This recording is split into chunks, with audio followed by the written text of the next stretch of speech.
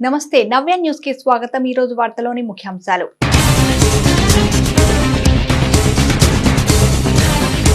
స్పందన అర్జీలపై నిర్లక్ష్యం వద్దు। బాపట్ల జిల్లా కలెక్టరేట్ లో జరిగిన స్పందన కార్యక్రమంలో జిల్లా కలెక్టర్ రంజిత్ భాష।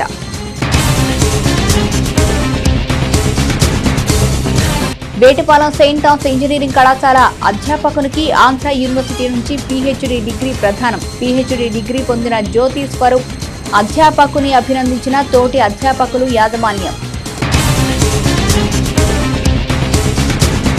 నిబద్ధతతో పనిచేస్తే ప్రజల్లో సమాజంలో మంచి గుర్తింపు। చీరాల తహసీల్దార్ ప్రభాకర్ రావు బదిలీ సందర్భంగా నిర్వహించిన సభలో వక్తలు।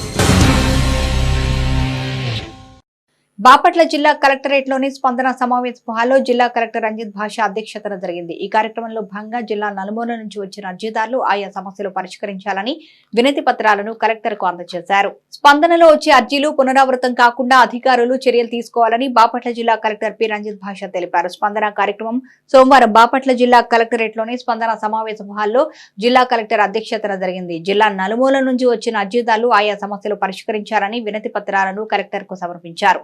ఈ సందర్భంగా కలెక్టర్ పి రంజిత్ భాష మాట్లాడుతూ స్పందనలో వచ్చే అర్జీలు గడువులోగా పరిష్కరించాలని ఆదేశించారు। క్షేత్రస్థాయిలో వస్తున్న అర్జీలు సక్రమంగా పరిష్కరించుకోకపోవడంతోనే పునరావృతం అవుతున్నాయన్నారు। ప్రజల నుంచి వచ్చే అర్జీలు గడువులోగా పరిష్కరించాలన్నారు। ప్రజల్లో విశ్వసనీయత కల్పించారన్నారు।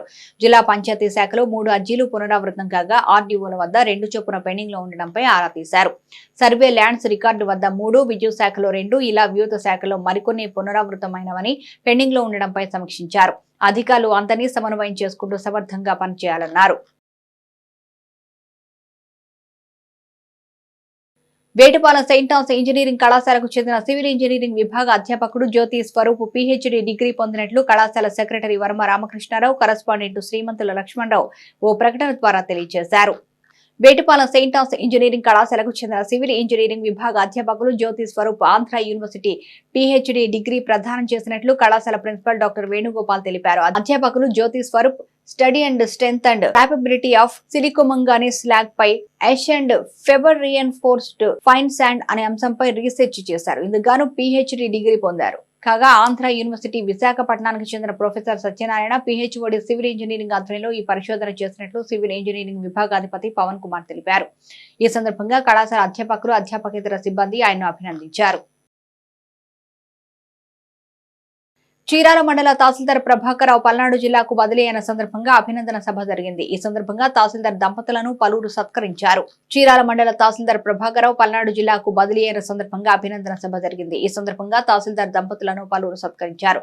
అనంతరం సభలో ముఖ్య అతిథిగా విచ్చేసిన డీఎస్పీ ప్రసాదరావు ప్రసంగించారు। నిబద్ధతతో పనిచేసిన ప్రతి అధికారికి చక్కటి గుర్తింపు ఉంటుందన్నారు। చీరాల మండలంలో తహసీల్దార్ గా సేవలు అందించడంతోనే నేడు తహసీల్దార్ ప్రభాకర్ రావుకు నేడు ప్రజల నుంచి విశేష గౌరవం దక్కిందన్నారు। ప్రభుత్వ సేవల్లో రెవెన్యూ విభాగం అత్యంత ప్రాముఖ్యమైనదన్నారు। తహసీల్దార్ ప్రభాకర్ రావు భవిష్యత్తులో పదోన్నతులు పొంది ప్రజలకు విశేష సేవలు అందించాలని ఆకాంక్షించారు।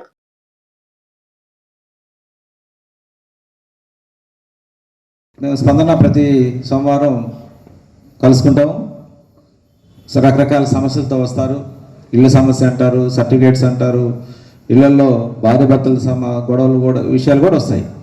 ఏ సమస్య అయినా రాని దాన్ని ఒక మనిషిగా మంచిగా మానవతావాదిగా పరిష్కారం చేయడానికి ఖచ్చితంగా ప్రయత్నం చేసి కనీసం మాట సహాయమైనా చేసి పరిష్కారం చేయడానికి తగిన చొరవ తీసుకుంటారు। మంచి మార్గదర్శి, ఎంత పనివంతుడున్న రెవెన్యూ డివిజన్ హెడ్ క్వార్టర్ అయింది।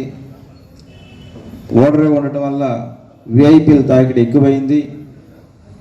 ఇన్ని రకాల రెవెన్యూ డిపార్ట్మెంట్ అనే పెద్ద మండలం, ప్రోటోకాలు చాలా రిస్క్ కూడుతున్న ప్లేస్ ఇది। అయినా కానీ ఎప్పుడు పని విషయంలో వెనకబడింది లేదు। విఆర్ఓస్ కానీ మిగతా స్టాఫ్ అందరికీ టైంలో డైరెక్షన్స్ ఇవ్వడం, వారి నుంచి పని రాబట్టుకోవడం, అందరికీ మార్గదర్శకంగా ఉన్నారు। వారి నుంచి నేను చాలా నేర్చుకున్నాను। ఓపికగా ఉండటం, మనుషుల పట్ల దయతో ఉండటం అనేది వారి నుంచి అందరూ నేర్చుకోవాలి। ఎవరికో లక్షల్లో కొంతమందికే అట్లాంటి సన్మానం, అంత మంచి పేరు ఉంటుంది। అది తీసుకోవాలంటే ఆ మంచి పేరు చాలా కష్టపడాల్సి, మంచిగా ఉండాలి।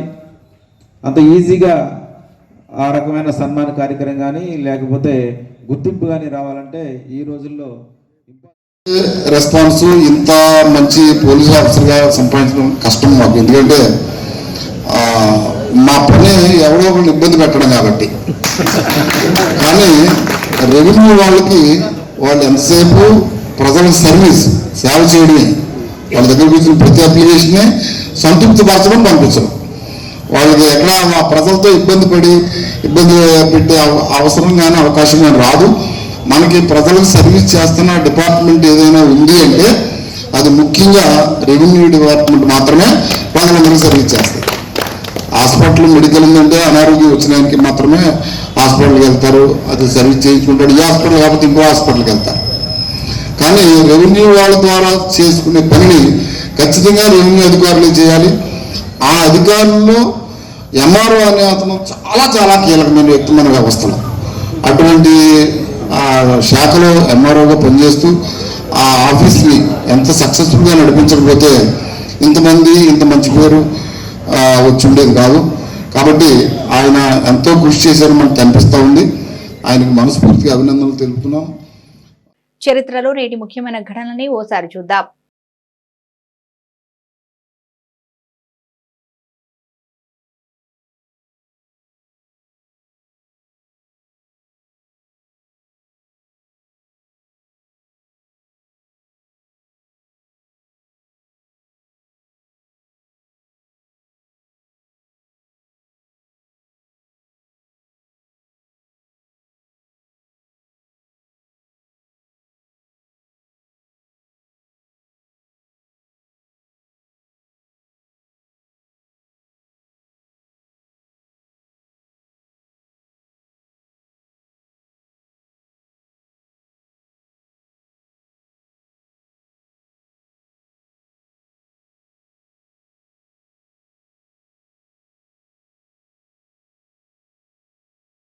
చీరాల పట్టణంలోని ప్రాణహిత హాస్పిటల్లో క్యాన్సర్ పై ఉచిత అవగాహన సదస్సు జరిగింది. ఈ సదస్సులో భాగంగా డాక్టర్ శివాని పలు అంశాలపై అవగాహన కల్పించారు. చీరాల పట్టణంలోని ప్రాణహిత హాస్పిటల్లో క్యాన్సర్ పై ఉచిత అవగాహన సదస్సు జరిగింది. ఈ సదస్సులో భాగంగా డాక్టర్ శివాని పలు అంశాలపై అవగాహన కల్పించారు. ఈ సందర్భంగా డాక్టర్ మాట్లాడుతూ క్యాన్సర్ వ్యాధిని ప్రాథమిక దశలో గుర్తించి సకాలంలో మందులు వాడడం ద్వారా వ్యాధిని పూర్తిగా నయం చేయవచ్చన్నారు. క్యాన్సర్ తో బాధపడుతున్న వారు ఏమాత్రం అధైర్యపడకుండా జీవనం సాగించాలన్నారు. ప్రస్తుత రోజుల్లో క్యాన్సర్ వ్యాధికి ఆధునిక వైద్యం అందుతుందని వెల్లడించారు. చీరాలో ప్రాణహిత హాస్పిటల్ ఏర్పాటు చేయడం జరిగిందన్నారు.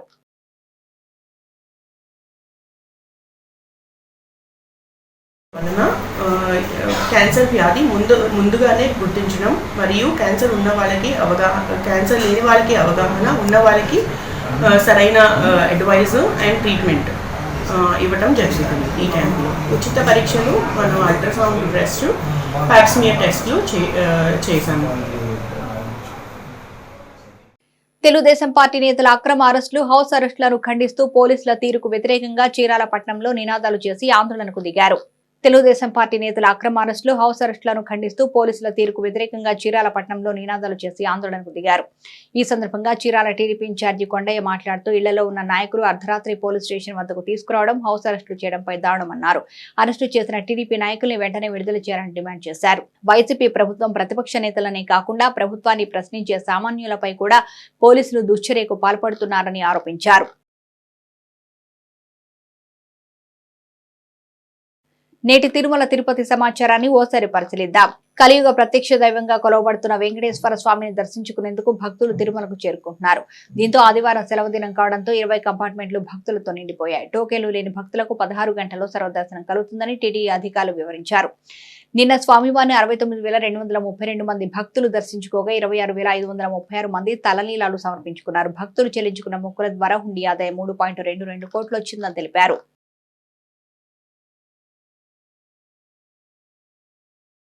చీరాల వీఆర్ఎస్ అండ్ వైఆర్ఎన్ కళాశాలలో 23వ ఆంధ్ర ఎన్సీసీ బెటాలియన్ ఆధ్వర్యంలో ఎన్సీసీ బి సర్టిఫికేట్ పరీక్ష జరిగింది. పరీక్షకుగా Andhra Pradesh, Telangana NCC directorate, Guntur group సంయుక్త ఆదేశాల ప్రకారం నిర్వహించారు. చీరాల పట్టణంలోని ఎన్ఆర్ఐఎన్ పిఎం హైస్కూల్ క్రీడా మైదానంలో వాకర్స్ అసోసియేషన్ ఆధ్వర్యంలో గుంటూరుకు చెందిన కొనక్ డయాగ్నోస్టిక్స్ వారిచే ఉచిత డయాబెటీస్ ఆరోగ్య పరీక్ష శిబిరాన్ని నిర్వహించారు. ఉచిత డయాబెటీస్ శిబిరంలో మొత్తం 130 మందికి షుగర్, ర్యాండమ్, బీపీ, బరువు ఉచిత పరీక్షలు చేశారు. ఉచిత డయాబెటీస్ శిబిరం ద్వారా ఆరోగ్యం పట్ల శ్రద్ధ పెరుగుతుందన్నారు. ఎటువంటి రుగ్మతలు బయటపడినా ఆయా వ్యాధుల పట్ల అప్రమత్తంగా ఉండే అవకాశం ఉందన్నారు. ఈ కార్యక్రమంలో పోలుదాసు రామకృష్ణ, గురుప్రసాద్, సుధాకర్ రావు, వీరాంజనేయులు, సాయిబాబు, మణి, శివాజీ వాకింగ్ సభ్యులు పాల్గొన్నారు.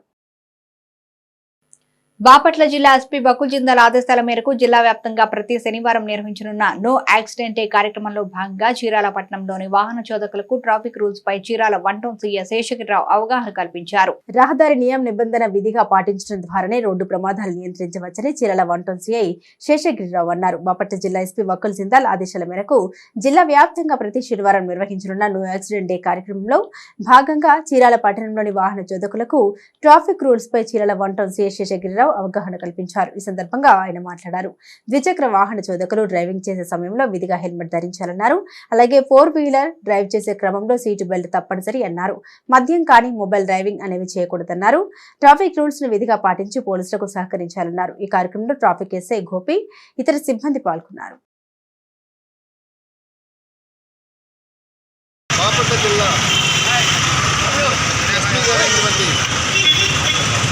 బకుల్ జిందాల్ ఐపీఎస్ గారి ఆదేశాల మేరకు బాపట్ల జిల్లాలో ప్రతి శనివారం రోజు కూడా నో యాక్సిడెంట్ డే అని చెప్పేసి ఒక వినూత్నమైన కార్యక్రమం తీసుకొని వచ్చి ఈరోజు జిల్లాలో ఎక్కడ కూడా ఒక చిన్న యాక్సిడెంట్ జరగకుండా చూడాలని చెప్పిన మా ఎస్పీ గారు ఆదేశాల మేరకు మేమంతా కూడా ప్రతి కూడల్లో కూడా మా సిబ్బందిని పెట్టి ట్రాఫిక్ని స్మూత్గా నడిపిస్తూ ఎలాంటి యాక్సిడెంట్ జరగకుండా మొత్తం మేము ప్రయత్నం చేస్తున్నాము. అందులో భాగంగా ఈరోజు ఇట్లాంటి ఆటో డ్రైవర్ని, 2 వీలర్స్ పోయేవాళ్ళని, కార్లు పోయే వాళ్ళందరితో కూడా కలిసి వాళ్ళతో మాట్లాడి వాళ్ళకందరూ కూడా తెలియజేస్తా ఉన్నాము. వార్తలో నేటి అంతర్జాతీయ, జాతీయ, రాష్ట్ర ముఖ్యమైన అంశాలను ఓసారి పరిశీలిద్దాం. మాల్దీవుల అధ్యక్షుడు మహమ్మద్ మయూజ్ భారత్పై తన వ్యతిరేక వైఖరిని కొనసాగిస్తున్నారు. ఈ నేపథ్యంలో తాజాగా కీలక ప్రకటన చేశారు. మాల్దీవ్స్ లో ఉన్న భారత బలగాలు మే 10 నాటికి ఖాళీ చేయాలని వెల్లడించారు. మయూజ్ ఇవాళ ఆ దేశ పార్లమెంట్ లో ప్రసంగించారు. అయితే ఆయన ప్రసంగాన్ని ప్రధాన ప్రతిపక్షాలైన ఎంటీపీ, డెమోక్రాట్స్ బహిష్కరించారు. ఈ నేపథ్యంలో మయూజ్ ఖాళీ కుర్చీలకు తన ప్రసంగాన్ని వినిపించారు. మయూజ్ ప్రసంగం సమయంలో సభలో కేవలం 24 మంది ఎంపీలు మాత్రమే ఉన్నట్లు స్థానిక మీడియా వెల్లడించింది. సభలో ఆయన మాట్లాడుతూ 2 దశలుగా తమ దేశంలోని భారత బలగాలు వెనక్కి వెళ్లిపోతాయని వెల్లడించారు. భారతీయ జనతా పార్టీ సహ వ్యవస్థాపకులు లాల్ కృష్ణ అద్వానీకి దేశ అత్యున్నత పురస్కారం భారతరత్న ఇవ్వనున్నారు. ఈ విషయాన్ని స్వయంగా ప్రధాని నరేంద్ర మోదీ ఫిబ్రవరి 3న వెల్లడించారు. బీజేపీని అట్టడుగు స్థాయి నుంచి అధికార పీఠం ఎక్కించడంలో కీలక పాత్ర పోషించిన నాయకుడు అద్వానీ. ఆయన చరిష్మా వల్లనే 1989 లోక్సభ ఎన్నికల్లో 2 సీట్లు గెలుచుకున్న బీజేపీ 85 సీట్లు గెలుచుకుంది. దీంతో లాల్ కృష్ణ అద్వానీకి ఎట్టకేలకు భారతరత్న లభించింది. ప్రధాని నరేంద్ర మోదీ తన గురు రుణాన్ని ఈ విధంగా చెల్లించారు. అద్వానీకి భారతరత్న ప్రకటించడం పట్ల దేశవ్యాప్తంగా అభినందనలు వెలువడుతున్నాయి. ఈ క్రమంలోనే లాల్ కృష్ణ అద్వానీని భారతీయ జనతా పార్టీ గురువృద్ధుడు మురళీ మనోహర్ జోషి శనివారం సాయంత్రం ఢిల్లీలోని ఆయన నివాసంలో కలిశారు. భారతదేశ అత్యున్నత పౌర పురస్కారం భారతరత్నను అందుకున్నందుకు అభినందనలు తెలిపారు.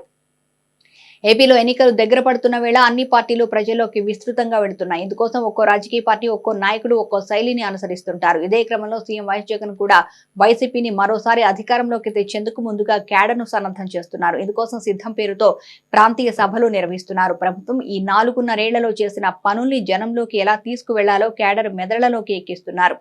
అదే సమయంలో సిద్ధం సభల ద్వారా వైఎస్ జగన్ ఇస్తున్న సందేశం, సంకేతాలు ఇప్పుడు వైసీపీ క్యాడర్ తో పాటు ఇతర పార్టీలు, సాధారణ ఓటర్లలోనూ చర్చనీయాంశమవుతున్నాయి. ముఖ్యంగా సిద్ధం సభలో ఏర్పాటు చేస్తున్న ర్యాంపులపై జగన్ వాక్ ప్రత్యేకంగా నిలుస్తోంది. సాధారణంగా ర్యాంపు వాకులు చేసేటప్పుడు ముందుకే నడుస్తారు. ర్యాంపు చివరి వరకు వెళ్లాక వెనుదిరిగి వెళ్లిపోతారు. కానీ వైఎస్ జగన్ మాత్రం అలా చేయడం లేదు. దక్షిణ Korea automobile company Hyundai motor దేశీయంగా కార్ల విక్రయాల్లో 2వ స్థానంలో కొనసాగుతుంది. దాదాపు 3 దశాబ్దాల క్రితం భారత మార్కెట్లోకి ఎంటర్ అయిన హ్యుండాయ్ తాజాగా ఐపీఓ ద్వారా దేశీయ స్టాక్ మార్కెట్లలో లిస్టింగ్ అయ్యేందుకు సిద్ధమవుతోంది. ఐపీఓ ద్వారా అత్యధికంగా నిధులు సేకరించాలని లక్ష్యంగా పెట్టుకుంది. ఇంతకు ముందు ఐపీఓ ద్వారా ఎల్ఐసి 21,000 కోట్ల రూపాయల నిధులు సేకరించింది. ఇంతకంటే ఎక్కువ నిధులు సమీకరిస్తే ఎల్ఐసి రికార్డును అధిగమిస్తుంది. భారత్ ఈక్విటీ మార్కెట్ తో పాటు ఆసియా పసిఫిక్ దేశాల ఎక్స్చేంజ్ల్లో పలు సంస్థలు లిస్టింగ్ అయ్యాయి. Hyundai motor company market capitalization ప్రస్తుతం 22 నుంచి 28 బిలియన్ డాలర్లు ఉంటుందని బ్యాంకర్లు చెబుతున్నట్లు సమాచారం. భారత పర్యటనలో England wicket keeper Ben Foakes అద్భుతంగా రాణిస్తున్నాడు. వికెట్ల వెనకాల ఆకట్టుకుంటూనే బ్యాట్ తోనూ విలువైన ఇన్నింగ్స్ ఆడుతున్నాడు. ఫోక్స్ వైజాగ్ టెస్ట్ లో అరుదైన మైలురాయికి చేరువయ్యాడు. ఇంగ్లాండ్ తరపున ఈ ఫార్మేట్ లో 1000 పరుగులు పూర్తి చేసుకున్న 12వ వికెట్ కీపర్ గా రికార్డు సృష్టించాడు. వైజాగ్ టెస్టుకు ముందు 1000కి 28 పరుగుల దూరంలో ఉన్న ఫోక్స్ తొలి ఇన్నింగ్స్ లో 6 పరుగులకే అవుట్ అయ్యాడు. రెండో ఇన్నింగ్స్ లో 22 పరుగుల వద్ద ఫోక్స్ టెస్టులో 1000 రన్స్ కంప్లీట్ చేసుకున్నాడు. అతడి కంటే ముందు Alex Stewart, Alan Knott, Matt Prior, Jonny Bairstow, Thomas Godfrey, Evans, Leslie Ames, Jack Russell, Jim Parks, Jos Buttler, Geraint Jones, Bob టేలర్లు 1000 పరుగులు పూర్తి చేసుకున్నారు.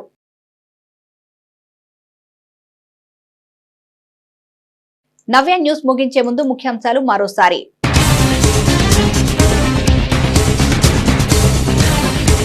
స్పందన అర్జీలపై నిర్లక్ష్యం వద్దు. బాపట్ల జిల్లా కలెక్టరేట్ లో జరిగిన స్పందన కార్యక్రమంలో జిల్లా కలెక్టర్ రంజిత్ భాషా.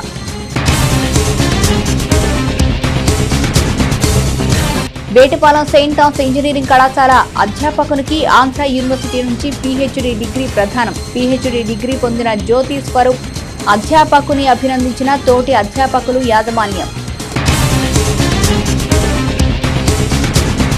నిబద్ధతతో పనిచేస్తే ప్రజల్లో, సమాజంలో మంచి గుర్తింపు. చీరాల తహసీల్దార్ ప్రభాకర్ రావు బదిలీ సందర్భంగా నిర్వహించిన సభలో వక్తలు. నవ్య న్యూస్ ఇంతటితో సమాప్తం. నమస్కారం.